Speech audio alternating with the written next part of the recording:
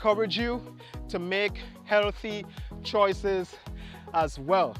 So we're gonna take a quick warm down, guys. So I want you to spread your legs, right? Push your knees back and you reach down to where you can reach. You reach down, you hold it, hold it, hold it. Nice and easy. And up.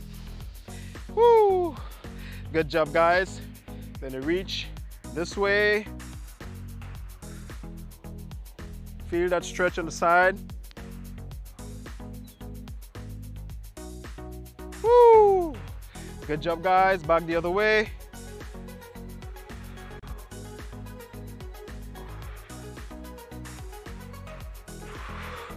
Woo!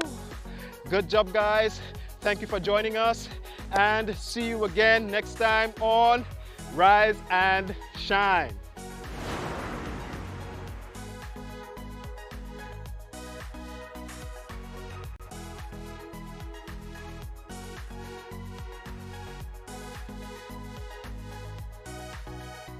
I'm Tony Julian with the details. The court has delayed the final declaration in the Andre Lavia case. According to lawyer Anselm Cowden, the judge's final declaration in that case, which was supposed to have taken place on Wednesday, was postponed. Kenroy Brown, 46, died on the 2nd of November back in 2019, and Lavia was charged with his murder. Brown's corpse was discovered with numerous stab wounds on the Bellevue public road. Andre Lavia, a fisherman from the village of Bellevue on the neighboring island of Petit Martinique, was 26 years old at the time of the murder. Attorney at law Anselm Cowden is his legal representative. Well, I'm on the case of the King and Andre Lavia from Petit Martinique. This matter involves an incident that took place in Petit Martinique on the 2nd of November 2019. The matter commenced. Andre Lavia was charged with the death of Kenroy Brown, formerly of St. Vincent but residing at Petit Martinique. The Royal Grenada Police Force Traffic Department is urging pedestrians and drivers alike to use pedestrian crossings safely. Here once again is Nikita Hostin with a story. Constable Troy Paul of the Traffic Department explained some tips citizens and drivers can use to prevent accidents. According to Constable Paul, the misuse of the road by pedestrians has always been a concern in the state of Grenada. Because we see resulting accidents resulting pedestrians where they're being knocked down by vehicles, which ended maybe in road fatalities or serious injuries being occurred. And we want you to look out for your safety as pedestrians. That is what is important. So as pedestrians, we want you, if you have to use the road network, to do so safely, because your life matters. So I'll start with pedestrians and then we'll move on to in relation to drivers when we're talking about pedestrian crossing. A pedestrian crossing is a safe place, a designated area which is deemed to be safe for pedestrians to cross to get to their destination. It might be placed along various roads where it may be dangerous for pedestrians to cross, in built-up traffic areas, etc., in school zone areas, and areas where a lot of pedestrians travels on a particular road. Constable Paul gave some tips pedestrians can use before crossing the public road. The first thing we want you to do is to stop.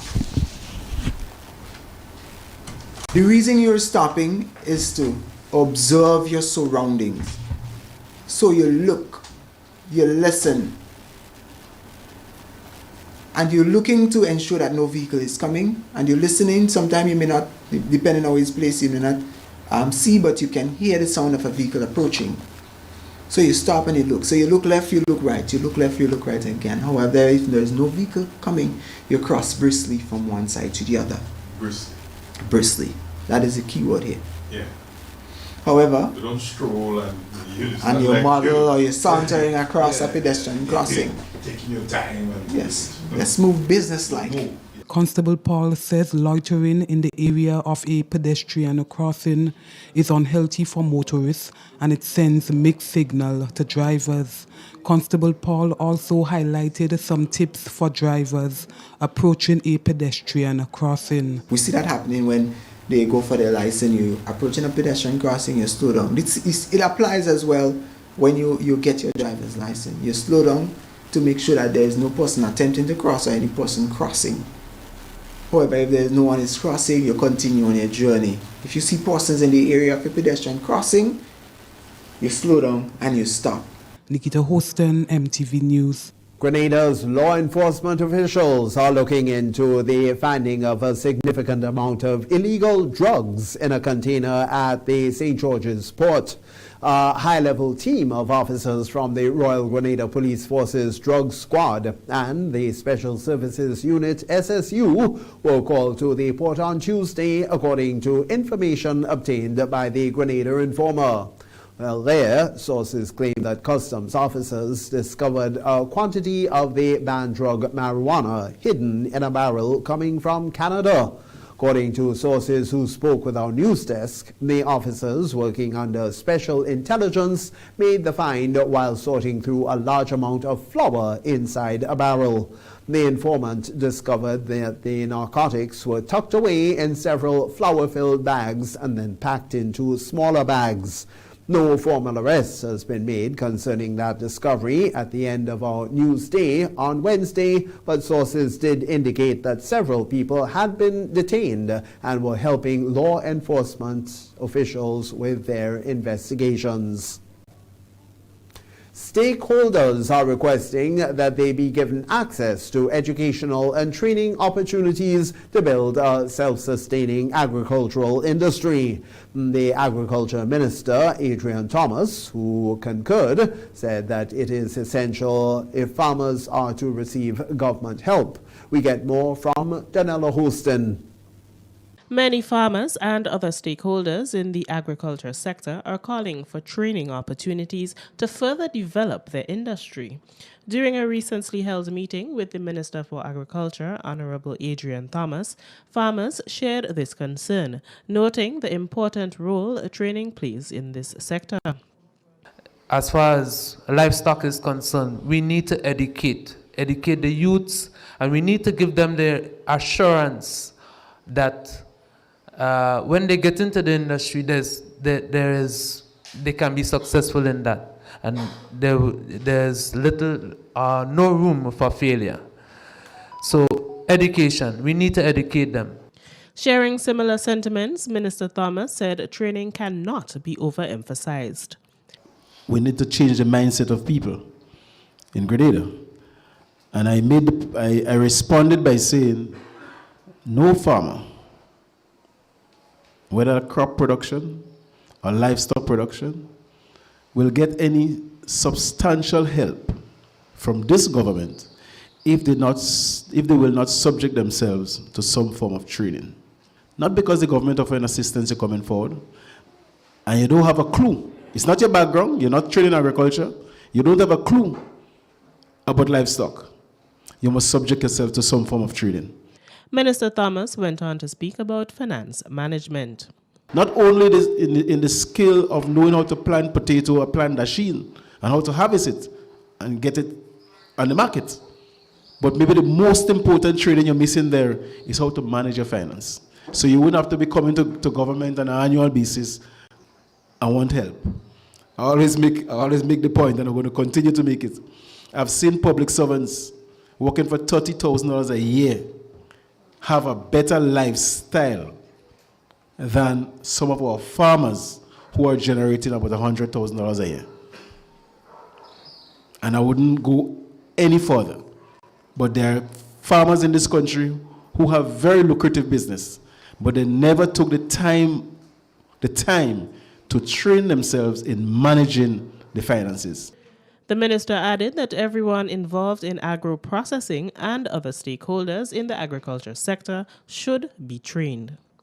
Reporting for MTV News, I am Donala Hostin. A workshop on how to take advantage of CARIFORUM trade agreements was held for small companies by Caribbean Export in association with the Ministry of Foreign Affairs, Trade and Export Development, the Grenada Investment Development Corporation, and the Grenada Chamber of Industry and Commerce.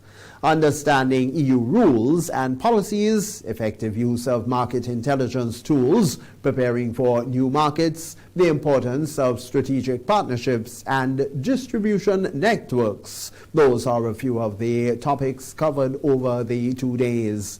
Minister for Foreign Affairs, Trade and Export Development, Joseph Andel, is hopeful that Grenadians will take full advantage of this opportunity. A welcoming environment for all businesses, including or especially agro-processors and manufacturers, to expand and export, and encourage you to take full advantage of this opportunity provided through a partnership with the Caribbean Export Development Agency. Permanent Secretary with responsibility for trade and export development, Patricia Clark, gives the assurance that this initiative will not end at the workshop stage. Your presence here this morning, when either of you could be at your businesses or in your offices or pursuing your own engagements, really speaks to your commitment and your interest. We are delighted that you're here. The partnership with the Caribbean Export Development Agency and our partners of Grenada Chamber of Industry and Commerce and GIDC has been essential in allowing this event to come together. I also want to assure you that it is the first of a series of engagements. We understand that we're in a very critical period for this country, and the issue of agriculture and the issue of trade are inextricably linked. So I encourage you to engage, to ask questions. There are no wrong questions, to demand accountability from us as a ministry. And I am confident that our minister, who has worked so hard and has graciously agreed to be with us here this morning, looks forward to engaging you all. Senior Advisor, Competitiveness and Export Promotion of the Caribbean Export Development Agency is Natasha Edwin Walcott. Through several objectives, we assist and support the region's MSMEs and business support organizations that work with MSMEs to become competitive. We do so through targeted capacity building and workshops such as this Market Intelligence EPA training that you will receive over the next 2 days. We support our members through targeted technical assistance as well as in-market activities like export promotion and trade shows where MSMEs like yourselves are supported to leverage the market access opportunities granted pursuant to the myriad of trade agreements that we are party to. You will hear more about this from Colleen, like I said, as she walks us through the CARIFORUM EU EPA and the opportunities that this agreement grants firms like yours. Our commitment to Grenada remains strong. Over the period 2017 to 2022, under this 11th EDF, there have been several areas of assistance that we are proud to show. Ash Wednesday is a holy day of prayer and fasting in many Christian denominations. It is preceded by Shrove Tuesday, and it marks the first day of Lent, the 6 weeks of penitence before Easter. Ash Wednesday is observed by Catholics as well as by some churches in the Reformed tradition. Ash Wednesday is traditionally observed with fasting and abstinence from meat in several Christian denominations. Many Catholics attend special Ash Wednesday church services at which churchgoers receive ash on their foreheads. Ash Wednesday derives its name from this practice, which is accompanied by the words repent and believe in the gospel, or the dictum, remember that you are dust, and to dust you shall return.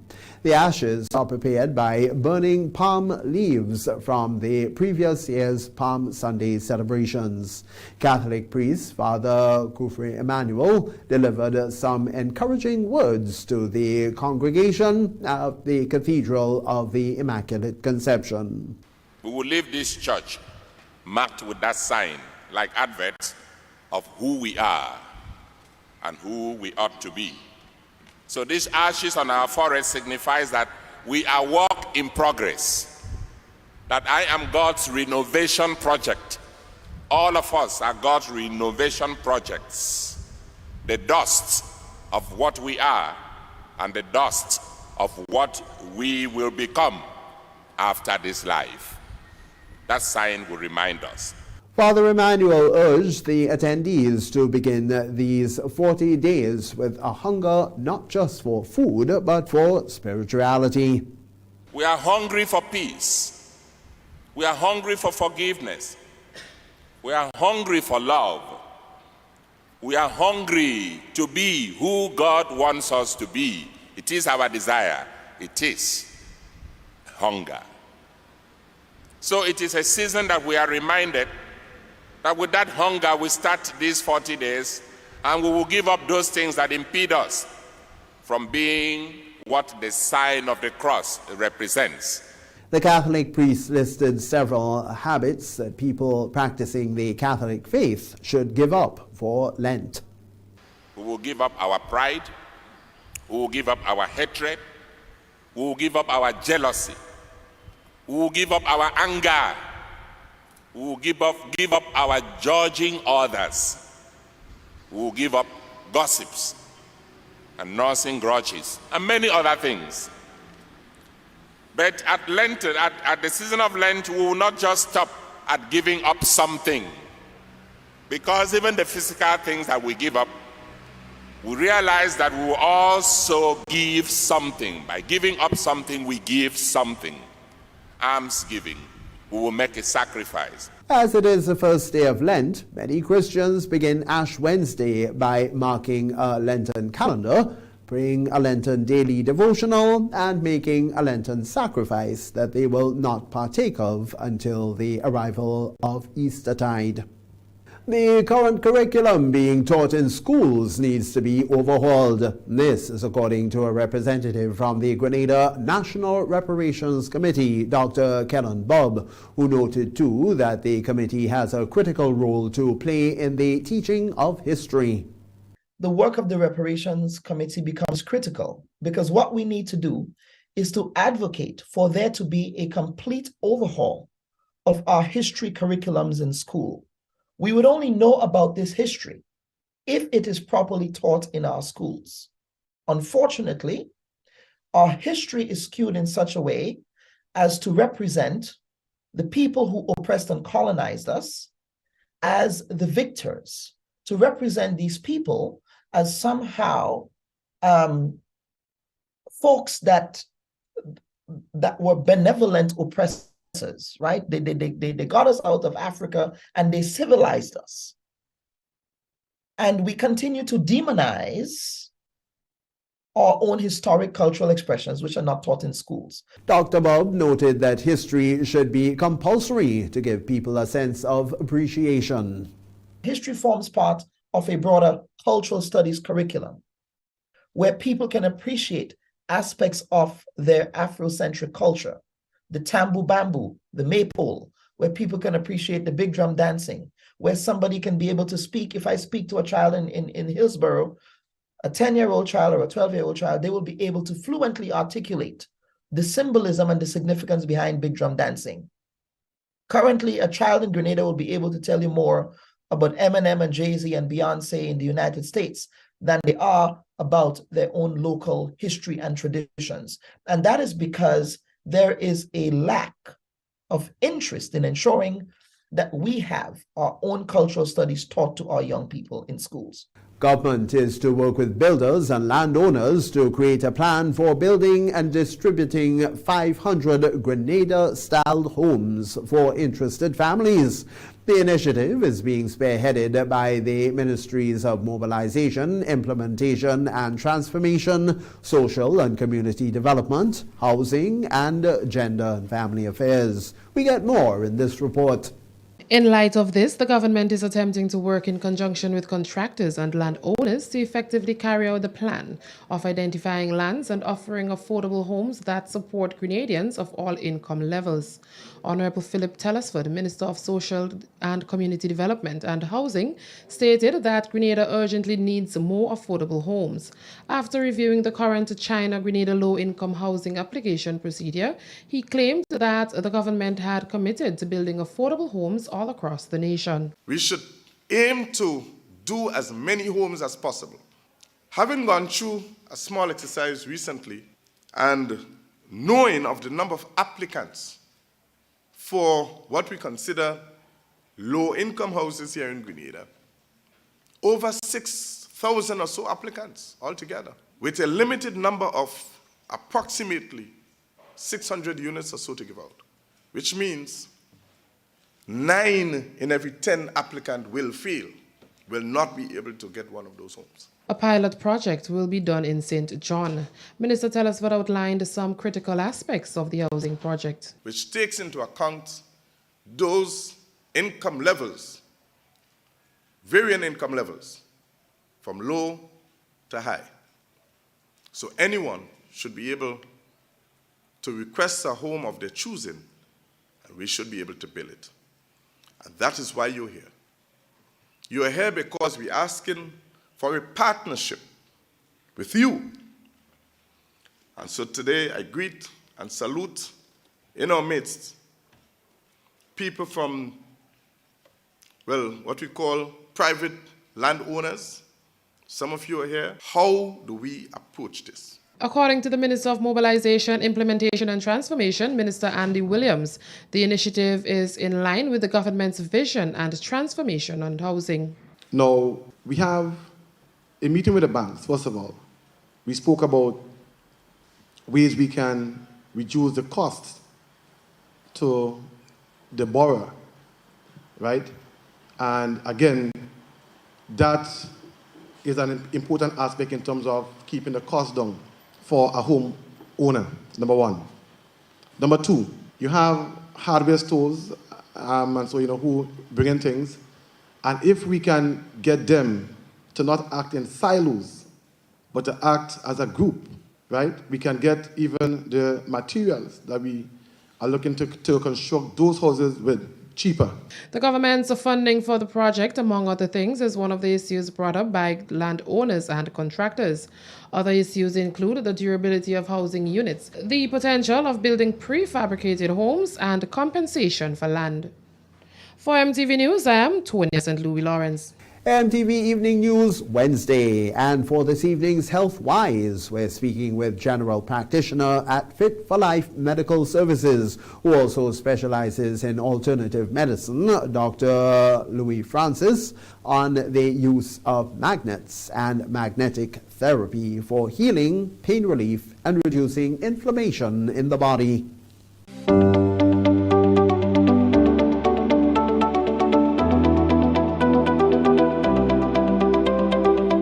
Relation with the medicine, the magnets have different type of uses. For example, the MRI use the magnet as part of the diagnosis.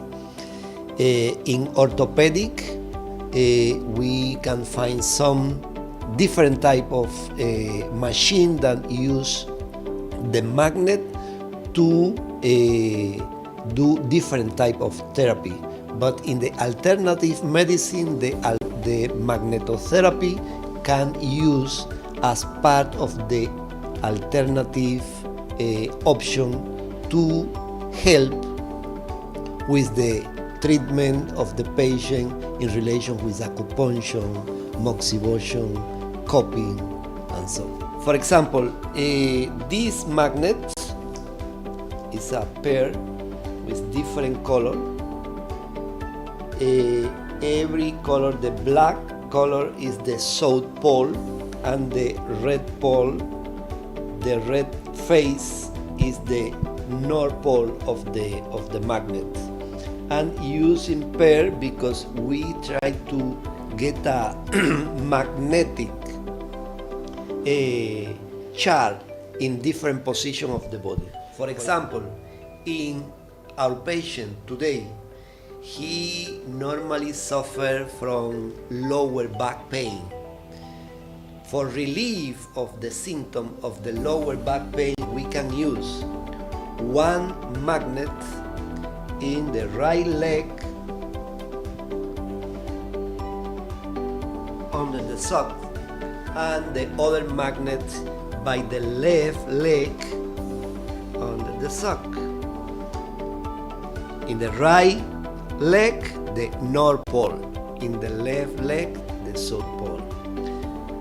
We can do in this form, or we can apply the magnet beside of the lumbar spine, more close in case that the problem are in that specific area. We can put in the leg when the problem affect the legs as well. If the problem is in one single leg, we can use one pole in the upper position and the other pole in the lower position. Specifically, the magnet can help for many diseases, but for example, the more important effect over the body of the magnet is that in general have anti-inflammatory effect. The South Pole, for example, have antimicrobial effect, can reduce the aggressivity of some microorganisms and can help for the health of the patient in these situations.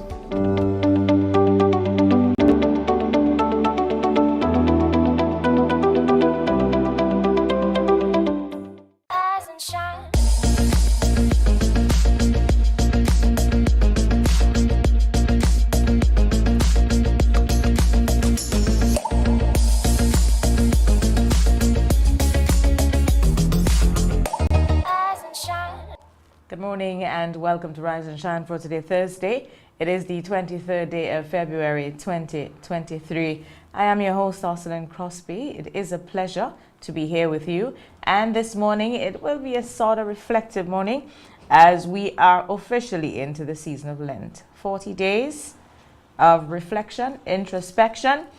The carnival season has ended. Now it's time to rest, recuperate until we wait for Easter.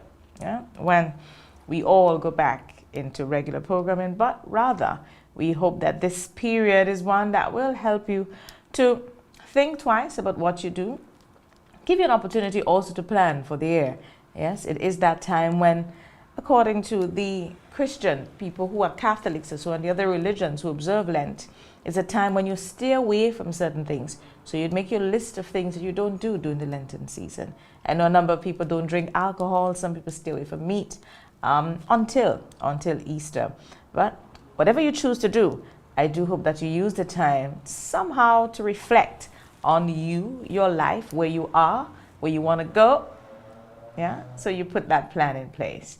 So it is another packed program. This morning we'll be speaking to representatives of YAC, the Youth Emergency Action Committee group here in Grenada. And then we'll also be speaking to a member of the National Reparations Committee. We'll be speaking about the Trevelyan Families activity next week. They will be here on the 27th to do the apology and pay that reparations money.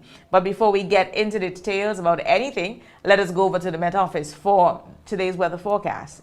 We use it to help you plan. Good morning.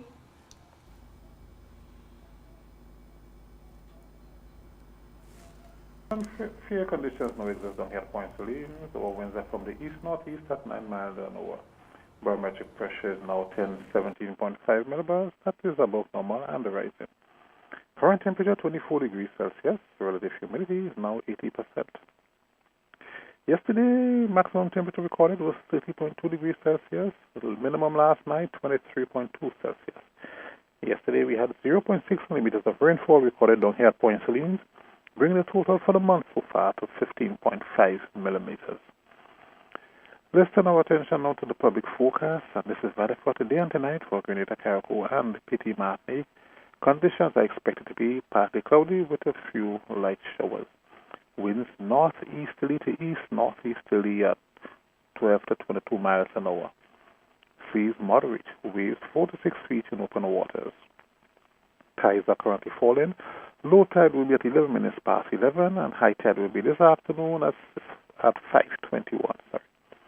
Maximum temperature today should get up to around 30 degrees Celsius.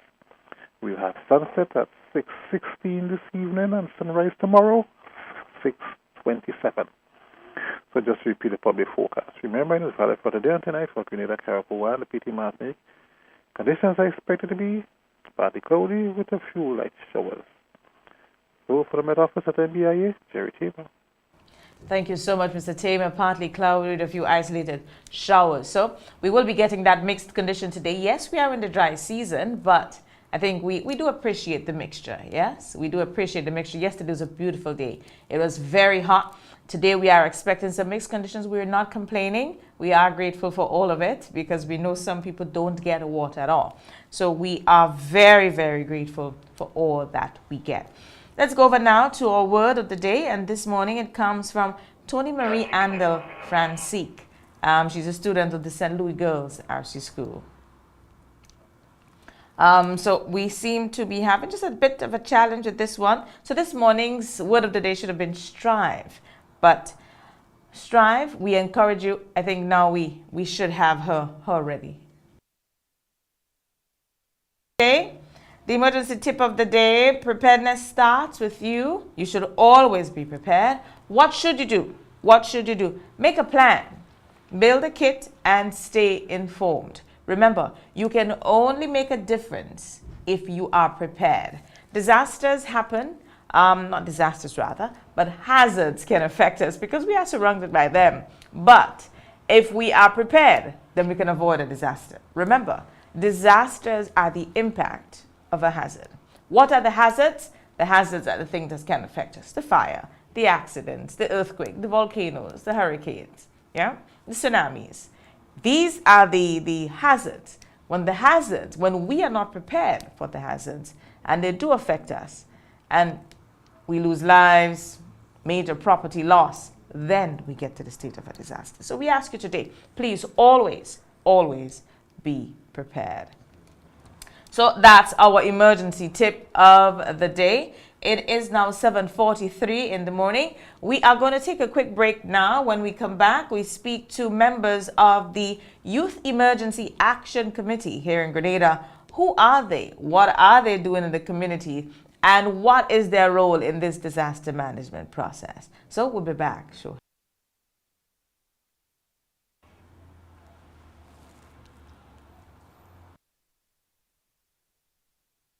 So let us continue that discussion. I see one of the members on. I'm not sure if that person is Angel Augustine. That's the person that we should be speaking to first as to what's happened to Youth Emergency Action Committee. Please join us by putting on your camera and also your mic so we can see you and we can start the discussion. Oh, so I have all three people together. Great. Wonderful. Good morning.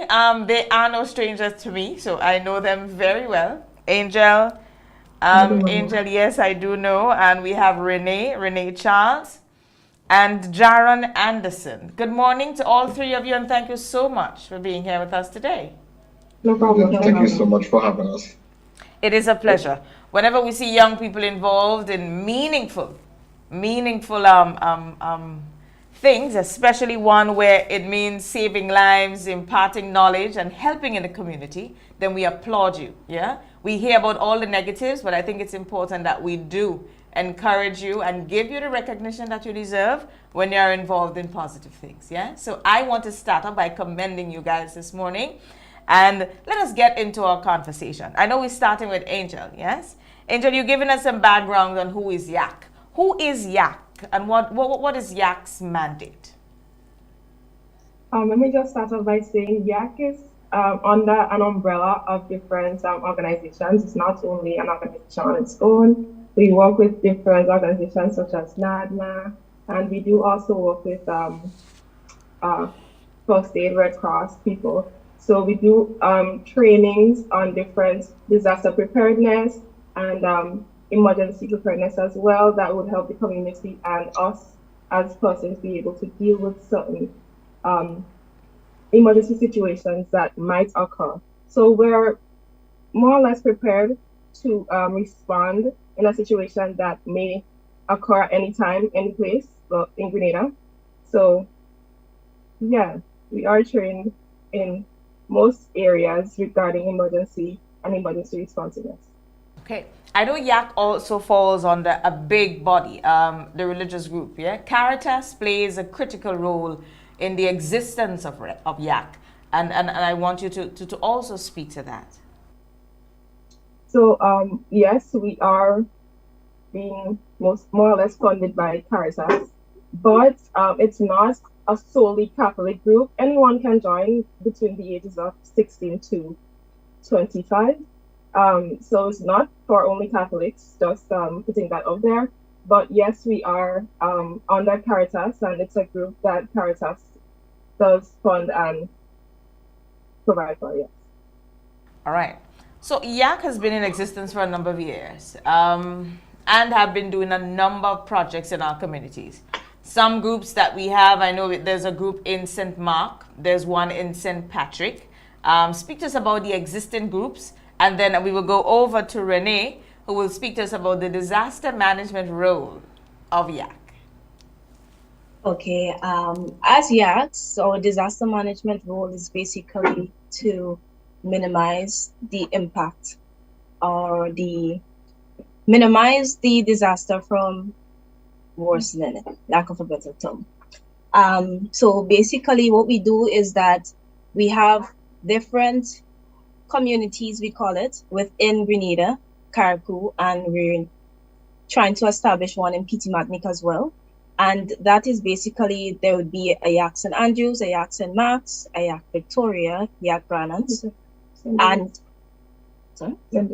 and also St. David's. So what we do is that we equipped everyone together in disaster management skills such as first aid, light search and rescue. We recently did a refresher on SOT, Community Emergency Response Team. So you also have that to which you could call us upon. And the idea is if we have a YAC within each community, also Carriacou and Petite Martinique, whenever there's a disaster, we are equipped with the skills and we will be able to respond, not only as Grenada on a whole, but if the disaster is occurring in Granans, you have a Granans team you could call upon. If the disaster is occurring in Victoria and throughout Grenada, Carriacou and Petite Martinique, you have some persons or you have a team that you could call upon. Okay. So you form part of the first responders team as it relates to disaster management? Yes, basically. Okay. I want to involve you in the conversation now. Yeah. So the ladies would have given us some background, and we see that you're sitting between them, so you're sandwiched. Quite a position to be in this morning. Yeah. Of course. But in addition to that, we know that YAC has been doing a number of projects in the communities. We spoke about where in the different parishes in Grenada where there is an existing YAC group.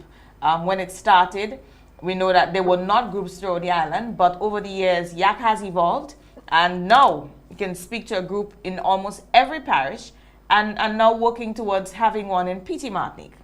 Let's speak about some of the community projects that YAC undertake. But of course, right? So we, the Youth Emergency Action Committee, as Renee stated previously, that we already established different communities across the island, right? Also in Carriacou, and we're expanded to Petite Martinique as well, right? So we do a number of stuff, right?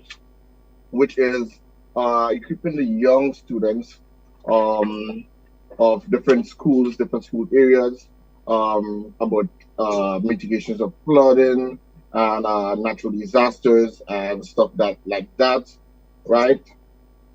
We also do family planning for natural disasters, all right, community planning, right? We also outreach to the communities, right? Because of course, right, if a natural disaster hits, right, the community and different places will be largely affected, and we need that togetherness, right? We need that standing. So we normally empower the young people of our communities, right, to be engaged and to be knowledgeable about natural disasters, to go and spread our knowledge and help those between the ages of 16 and 26, and the older folks as well, be prepared and have knowledge about those disasters to impact us, because Ivan and Emily, we all go through very tough times in Grenada, right? And we see what goes on in different countries. And we need to equip the young men and women of Grenada, Carriacou, and Petite Martinique with the different components to defend ourselves and to elevate ourselves when those disasters occur. So there's our main drive. So we do a number of stuff through the community. Okay. And you just gave us a very, very broad perspective as to what YAC is doing in our communities. This is an important role because whether or not you are involved in the disaster management process now in YAC, but the skills obtained through this disaster management group are life skills. They are critical. You're standing on the terminal, something happens, you can help save someone's life. Maybe you may be in an opposite position, something happens, and you can be a leader as relates to how you can ensure that more people get through it rather than us speaking to casualty. I want each of you to share with me how YAC has helped change you as a person in that of your awareness to that of safety, and how you can give back to your community. Well, I can attest to that. Recently, I had a friend that his mom wasn't quite well, right? So we rushed to her home to see what was going on. And of course, YAC has trained us in our area skills, such as first aid, as Angel stated, right? So with those skills that I've learned, right, I applied it to her situation. And with that implication, we rushed smoothly and fast to the hospital, the General Hospital of Grenada, and the transition was smooth. So I have to thank YAC for equipping me with those skills, right, to help in that particular situation. Because, of course, if I had no knowledge of what was going on, the reaction would have been a lot slower, right, would have been delayed, and probably things would have gone for the worse. But with the experience that the inspired and taught all of us here, right, and in that situation, I was able to decipher and bring forward a calm mind to neutralize the situation as fast as possible, right? So I have to thank the Youth Emergency Action Committee for equipping me with those knowledge to help in that particular situation. Excellent, excellent. Angel or Renee, can you share of your experiences that you have had while in this group with some of the life skills that you were equipped with? Okay, so I think being in YAC has taught me a lot about staying calm in situations and understanding the process and trusting the process. Because I think normally when a disaster happens or an incident occurs, we normally rush to say, oh, where is the RTPF, or where is the ambulance? Where is somebody who could get help? And we normally complain and be like, okay, they're taking too long to come, or they're taking too long to arrive, and so on. Where are they? But I think YAC has really taught me to understand that it's a process. We can't just blame them because, oh, they're not on the scene right away. There are things, protocols in place, there are things that has to be done before they arrive. And I think the skills that YAC has equipped me with helps me to like minimize the situation as best as possible to my ability before they arrive. So if a disaster occurs or an incident occurs, I could use my first aid skills or the basic life skills trainings like psychological first aid or so forth to just keep the casualty calm, keep the environment calm, because if you add more chaos, is adding more fuel to the fire. So I think so far that is what YAC has taught me, as we haven't really been impacted by a heavy disaster. So. All right, Angel? Just to, I guess, digress from where most of them are coming from, most of us spoke about disasters and, assisting with first aid, but I just want to talk about the simple things I guess YAC has taught me, and it's again about first aid.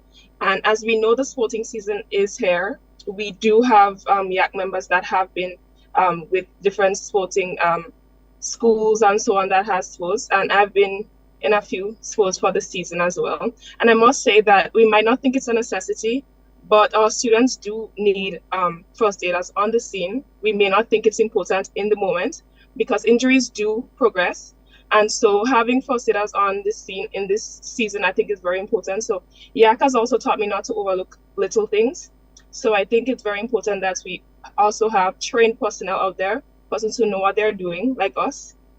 So I just want to say thanks to YAC for training and providing facilities and equipment for us to be able to do that and assist in that area.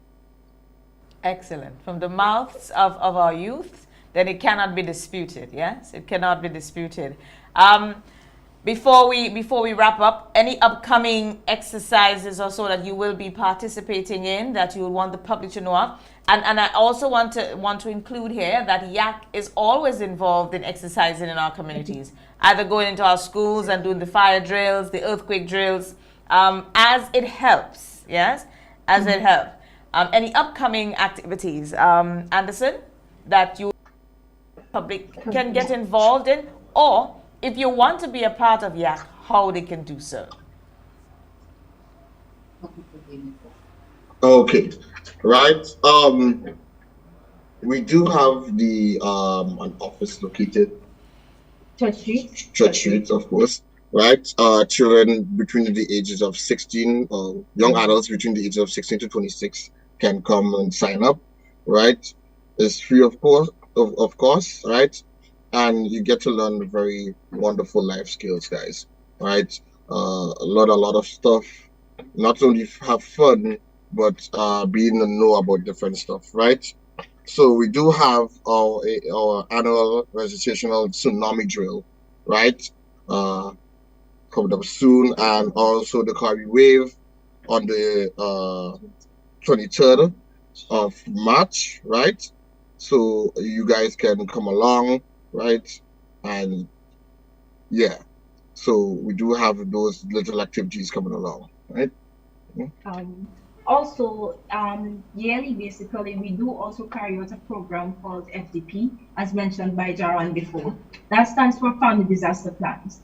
Now, as the youth here, we may be, or other members within the group, participating in assisting families in creating a family disaster plan. To stress a little bit on the importance of it, it basically helps the family to be prepared in the case of a disaster so chaos does not arise. And basically, I'm mentioning this to urge the community to be willing to participate in this plan throughout this year. There hasn't been a set date as yet, but as we are here today to basically bring to light, this is something also that we do. We also carry out CEP, Community Entity Plan. That is an advanced development of the family disaster plan, which is situated for schools and community centers and so on, and businesses. Yes. Just to highlight on that, I just want to say that St. Mark's also would we did have a few groups of people did the family disaster plan, which was very commendable. But we're also having a smaller group again do it around this time. Hopefully we get a few persons from the Coast Guard area to be participating in the family disaster plan. We'll be coordinating and walking around, finding persons who are available and interested. Also, we're coordinating the tsunami drill. It's done by NADMA and the Caribbean Wave. So we're just coordinating and assisting NADMA while that is being done on the 23rd of March. Wonderful. So YAC will be involved in many, and in addition to that, I think I can go on here and say that YAC would also be involved in some of the groundwork involved with the recognition of the city as tsunami ready, as one of the stakeholders that work along with the National Disaster Management Agency to ensure that people are aware of the hazard. Yes, Carib Wave is coming up, and YAC always play an important role there, and we'll continue to hear of the group. And I want to just speak to a little bit more of how YAC, and it is not just getting life skills, but also the opportunity that in disaster management that YAC is afforded is a lot more than just life skills. In the past, YAC has had the opportunity, was it in St. Lucia, when one of the countries were affected by a hurricane, that representatives had an opportunity to go on out there into the region to be able to help with relief management. And also when we have the annual CDM conference, which is a Comprehensive Disaster Management Conference, a representative would also go. So there are many opportunities in disaster management for young people, and YAC is a platform that gives you an opportunity to come out and be a part of this. So I want to encourage our young people looking for somewhere to channel those energies. You know, you have a lot, 16 and 26. You can call Miss Redhead, call the YAC office, Miss Redhead and the team, and Gita and them will be waiting to hear from you. And you have an opportunity to make a difference, positive difference here in the area of disaster management. So I want to give all of you an opportunity just to share some parting words before you run off. But again, I really do appreciate you being here this morning and, of course, being a part of the disaster management process. Okay, well, for the young men and women that is listening to MGV Live here this morning, I mean, so lives here, so you can contact YAC at number 406-9322, right? Or 406 YAC. So it just so happens that when we were getting our number, it's also stands for YAC, YABC.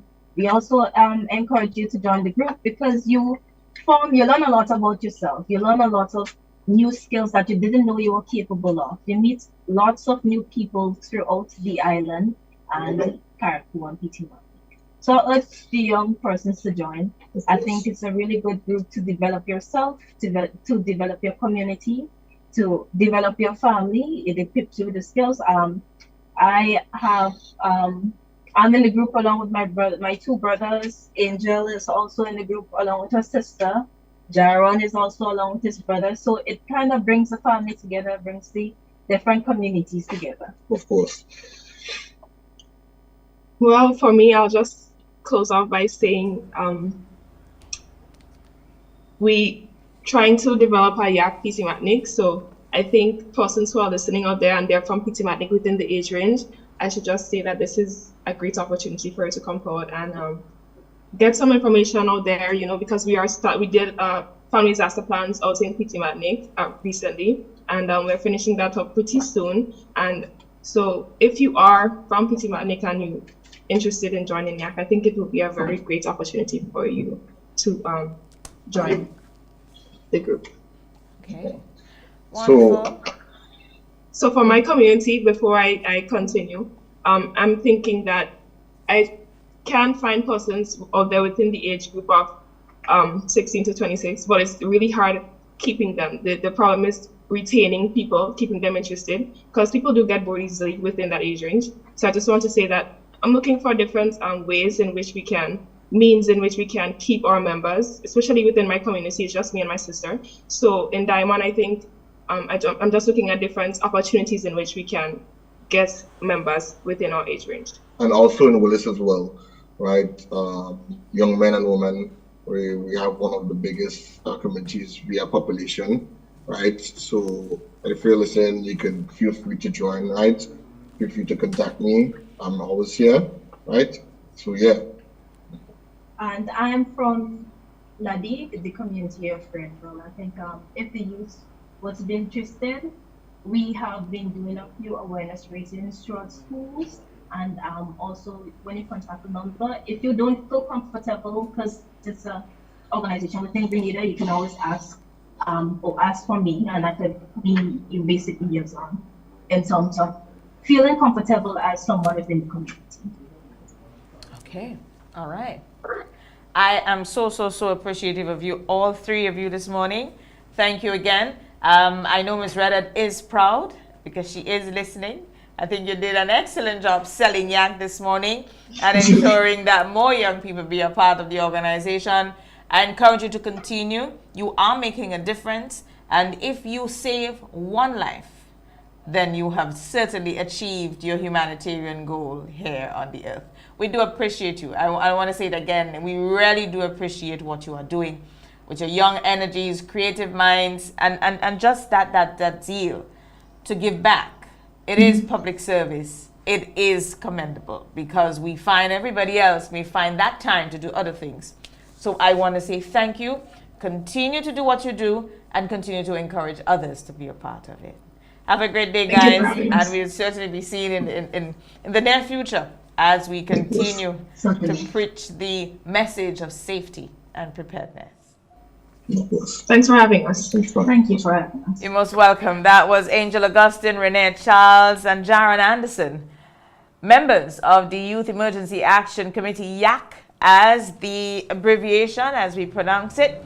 They are involved in the disaster management process. It is our youth involved in disaster management, and they do make a remarkable contribution in ensuring that we keep our tomorrow safe, because remember, the adults that are involved now will not always be there, but our young people have a tomorrow, and we continue to work to ensure that they have a tomorrow by always being prepared and ensuring that we build capacity that will speak to that of continuity and sustainability in the disaster management process. Remember, no matter who you are, you may not be involved directly, but we are all disaster managers in our own rights. Always remember that. Nobody wants to get hurt. So when we say the little things, for example, we say to our children, don't go there, the fire will burn you. Don't jump in that hole. It all forms part of the disaster management process. The message, the same thing we're trying to do, stay safe, yeah? Be prepared. The hurricane season is coming, your plan, your kit, all of that forms part of it. But we want to encourage you, please, come on out and be a part of it. There will soon be a call. Today there should be a media function that is inviting volunteers, that will be inviting volunteers to be a part of the disaster management process on the district level. So you will have an opportunity to do that. So I encourage you, please. If you're a young person, you can be a part of YAC. If you are just somebody that's looking for a place to give off some time, then the district committees that form part of the National Disaster Management Agency is a platform where you can give some of that great energies, and it will be making a difference. So we're going to take a break now. It's now 8 minutes past 8 o'clock in the morning. When we come back, we speak to a representative of the Grenada National Reparations Committee speaking about next week's activity when the Trevelyan family will be here for this historic event. Apologize for slavery and start the process on that of paying some reparations money. So we'll be back after this break. Do you know that you can lower your electricity bill by using energy-saving bulbs? CFLs and LEDs use up to 75% less energy than your traditional bulbs, and they even last 10 to 25 times longer. Over time, consider switching to more energy-efficient CFLs and LEDs, which can help lower your electricity bill. As an individual consumer, I cannot impact global fuel prices. However, I can ease the burden of rising fuel rates by using energy-saving bulbs. What can you do? Grenlec, energizing our Grenada.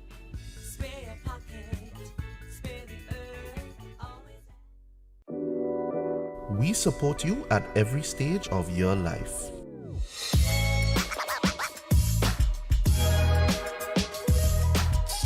For business,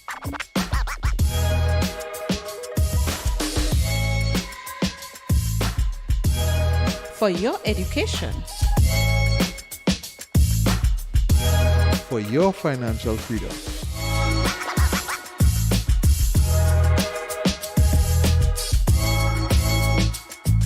For that new ride.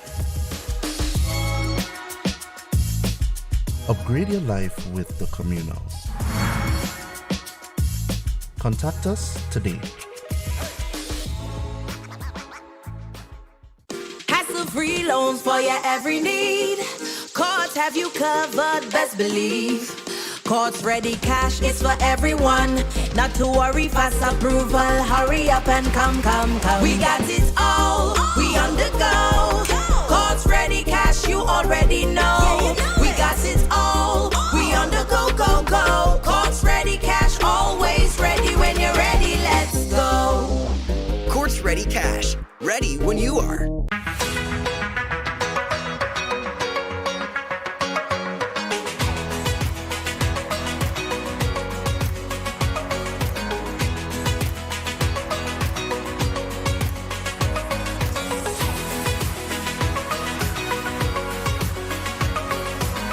Sisson's WeatherGuard Pro.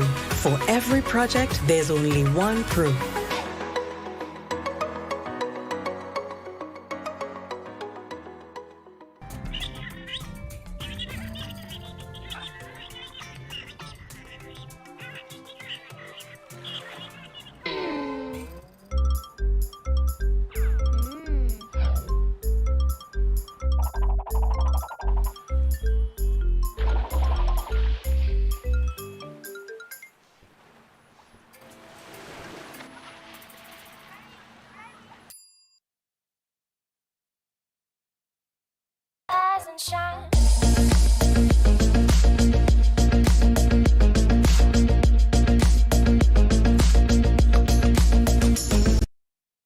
Using energy-saving bulbs, CFLs and LEDs use up to 75% less energy than your traditional bulbs, and they even last 10 to 25 times longer. Over time, consider switching to more energy-efficient CFLs and LEDs, which can help lower your electricity bill. As an individual consumer, I cannot impact global fuel prices. However, I can ease the burden of rising fuel rates by using energy-saving bulbs. What can you do? Grenlec, energizing our Grenada.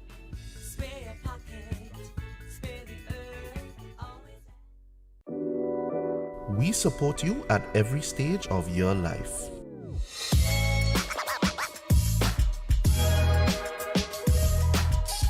For business,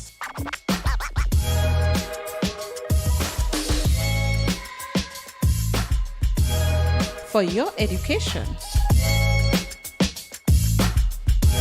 For your financial freedom.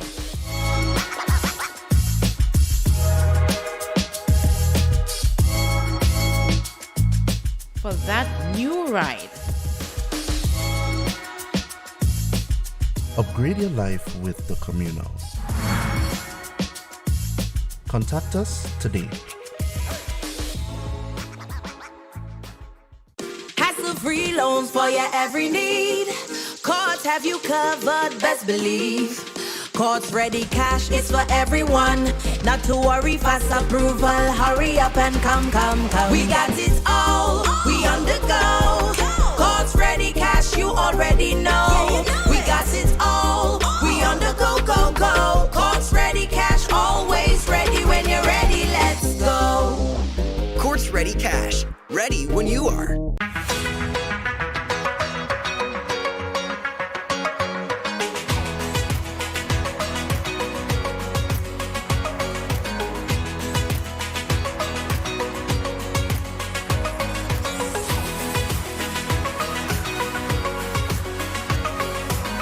Sisson's WeatherGuard Pro. For every project, there's only one Pro.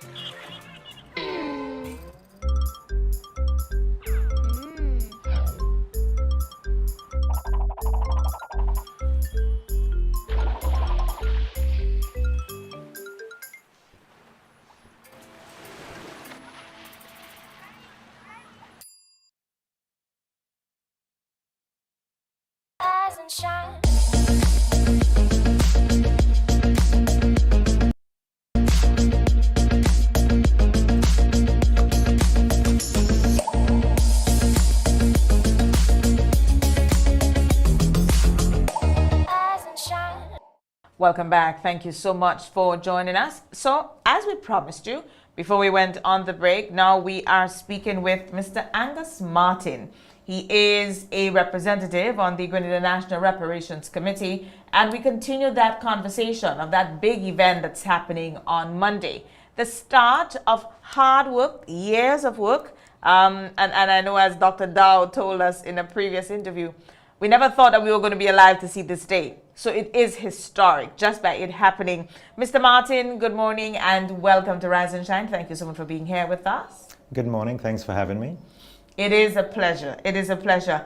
And today we are talking about the big day on Monday, the 27th of February. It is going to be etched in history as the day that the reparations process started in Grenada. Speak to us about what to expect on Monday when the Trevelyan family comes here to make that public apology.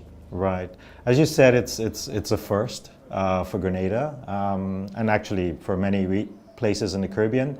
So we're have high expectations of it, but also it's new territory for us. So we're really just breaking ground. We hope that lots of people would turn out. The event will be at the Trade Center Annex at 11:30 a.m. It begins.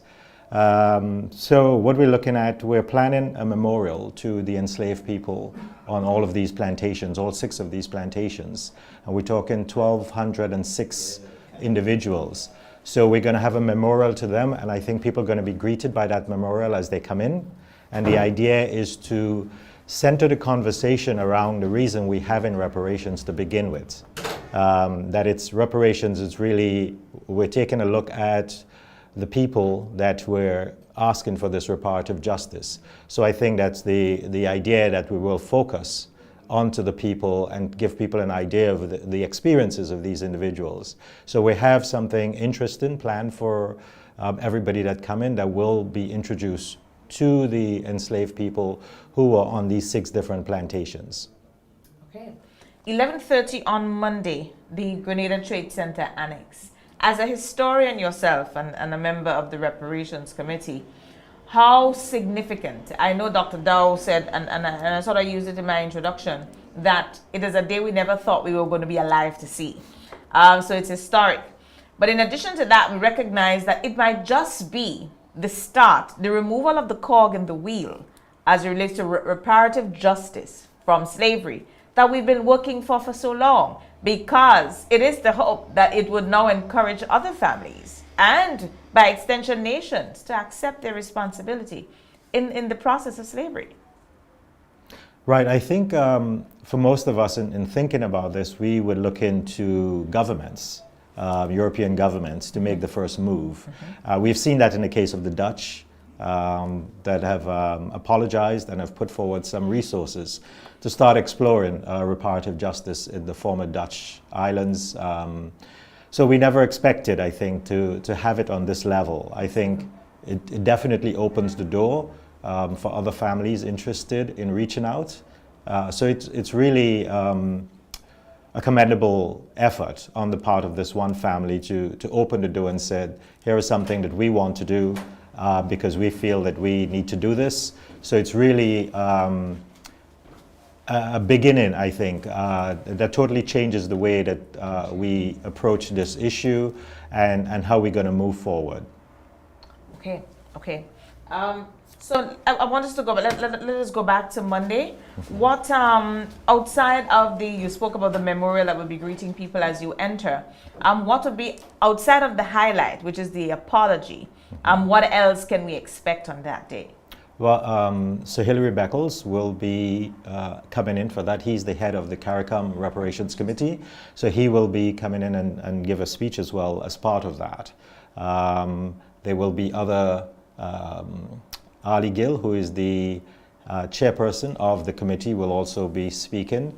So there will be other family members of the Trevelyan family will be at the event as well. So there will be an engagement. I think we look at it as a beginning and a way for people to engage with this conversation, because we really didn't, as you say, expect this.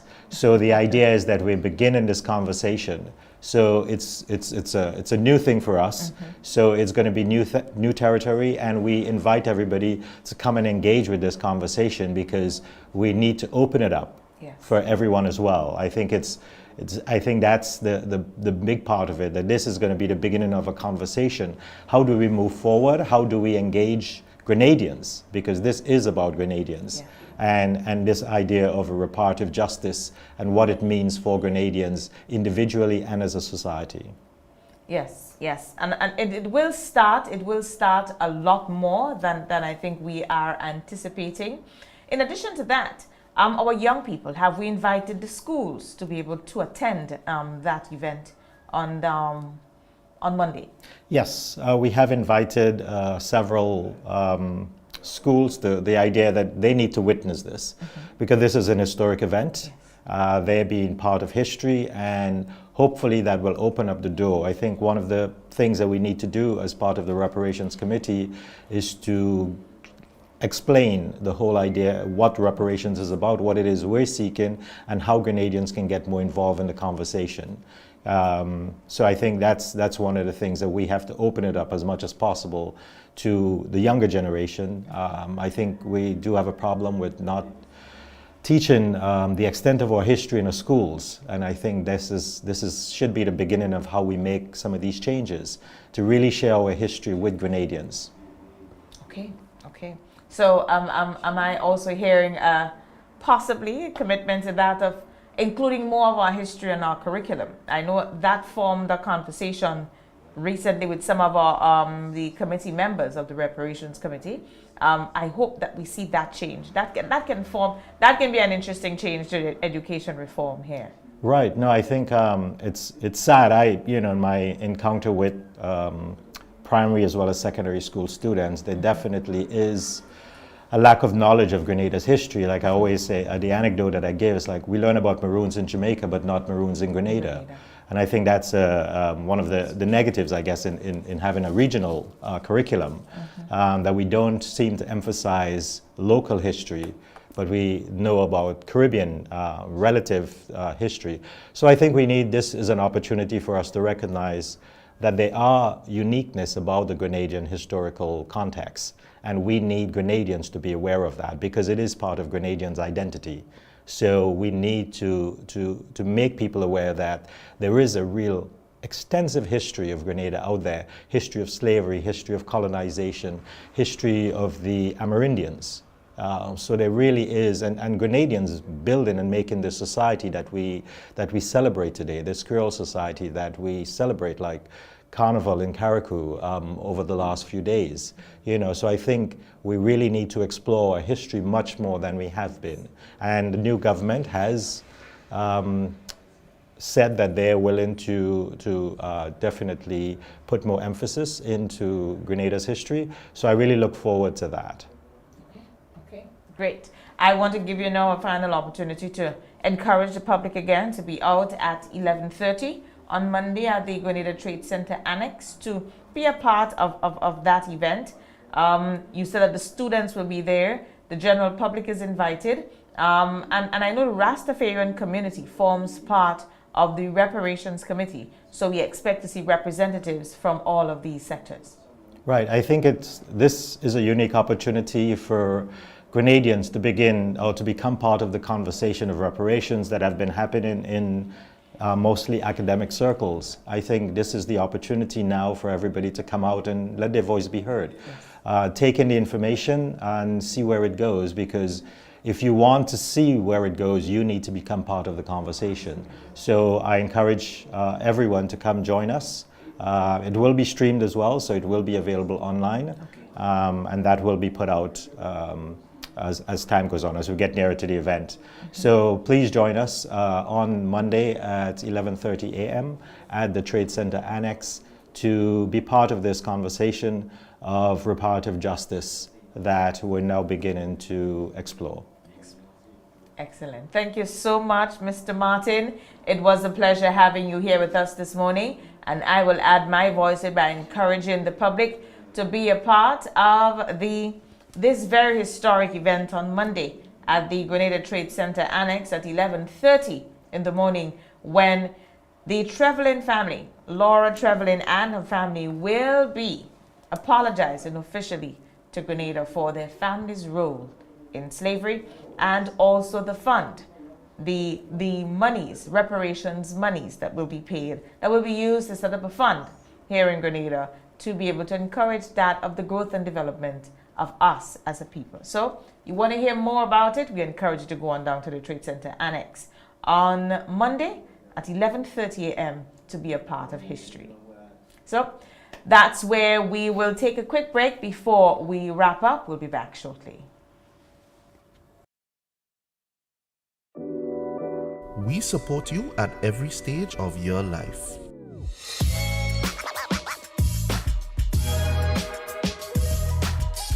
For business,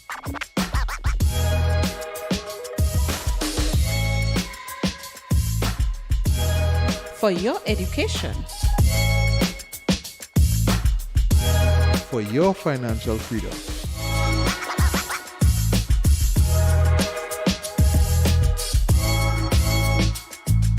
for that new ride.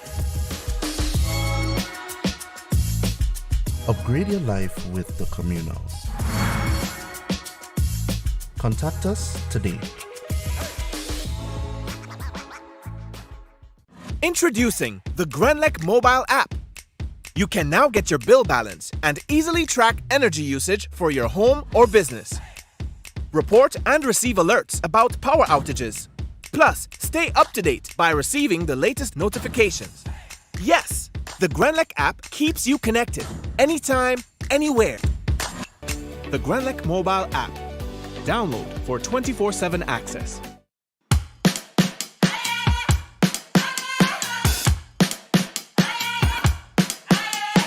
What you gonna do when the rain is coming down? Nothing more to do when there's no one else around. Bring it back to the middle, push, take it back to the rhythm. Keep it up for good when the sky's falling down. All you gotta do is to bring it to the ground. Speed it up to your inner move. Stop, start, down. Nobody can get what you're going through.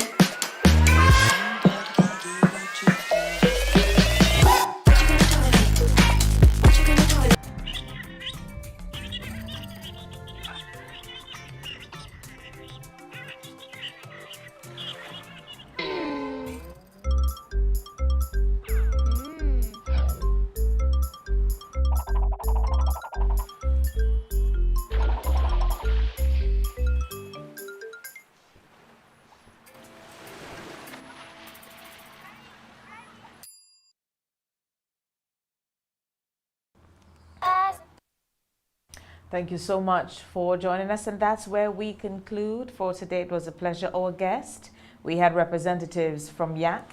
We had Angel Augustine, Renee Charles, and Jaron Anderson from YAC speaking to us about YAC, who they are, what they do, their role in the disaster management process, and how you can be a part of it. Remember, if you want to be a part of YAC, you can call 406-9322 and sign up and be a part. Remember, you need to be between the ages of 16 and 26. Yeah? You don't have to be a Catholic once you want to be a part of the process. That's all you need to do. And then we also spoke to Mr. Angus Martin. He is a committee member of the Grenada National Reparations Committee, speaking about Monday's event, Monday's historic event at the Trade Center, Grenada Trade Center Annex, where the Laura Trevelyan family will be here to make that formal apology to Grenada, and also that of the donation of reparations monies, yes, some £100,000 to start up a fund that will help in the growth and development of our people. So we encourage you to be a part of it, 11:30 on Monday at the Grenada Trade Center Annex. Go on out there and be a part of history. Understand what happened during slavery, understand what is reparations, why this is happening now, and how it impacts us and how it can impact us, yes? So we encourage you to be a part of that. So on behalf of everyone here, I want to say thank you so much to all our viewers. Janelle, good morning. Also, my family, everyone, we say thank you so much for always being here. Audience, thank you for always being here with us, sharing your suggestions, queries. The MTV team, extended family, the newsroom, the team here in the morning with me. Elton, Sugars, Tanya, thank you so much again for another successful program. Our sponsors, we must say thank you to you. Without you, this is not possible. We appreciate you and your contribution to make this happen. It's now 8:30 in the morning, and that's where I say goodbye for this week. We'll be back here with you on Tuesday, God's will, and that's also the final day of the month of February, the best month in the year, yeah? And we would not dispute that. So have a great day, everyone. Be safe. Remember, protect your mental health. Sometimes it can be a challenge, but I encourage you to keep trying. Don't give up. If you need support, you need that intervention, there are people out there who can help you. Please don't sit there and tend to think that you exist in a world on your own. That's not true. There is someone out there can help you. Take the bold step today and say, yes, I need help, and go speak to someone that can help you cope with whatever it is you're going through. Always remember, you would not only find yourselves in a comfort zone. There are times you have to move you up a bit. That's the only way we are challenged to make ourselves better. When the challenge comes, though, it doesn't mean that it is easy, but we have to accept the challenge of life. It is what it is, yeah? But at the end of the day, vow to yourself that you will get through it, yes? That you will get through it. One step at a time, one day at a time. Protect yourself, protect your mental health, but your goals should remain the same, yeah? Have a great day, everyone. I'm Oslin Crosby. Remember, help someone today. If you can listen, do so. Sometimes that's all somebody needs, just somebody to listen to them.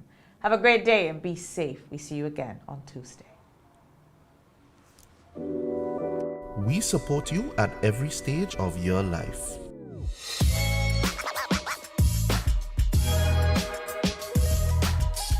For business,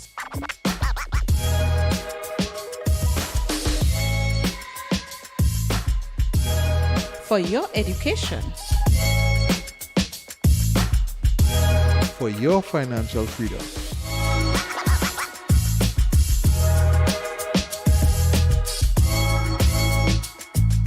For that new ride. Upgrade your life with the Communal.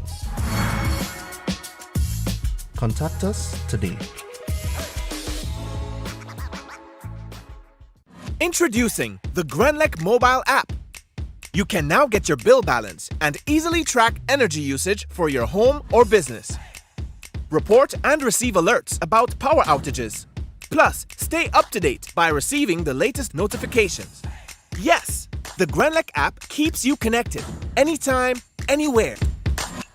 The Grenlec mobile app. Download for 24/7 access.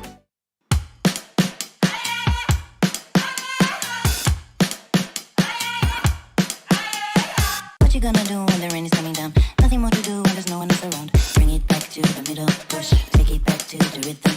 Keep it up for good when the sky's falling down. All you gotta do is to bring it to the ground. Speed it up to your inner move. Stop, start, down. Nobody can get what you're going through.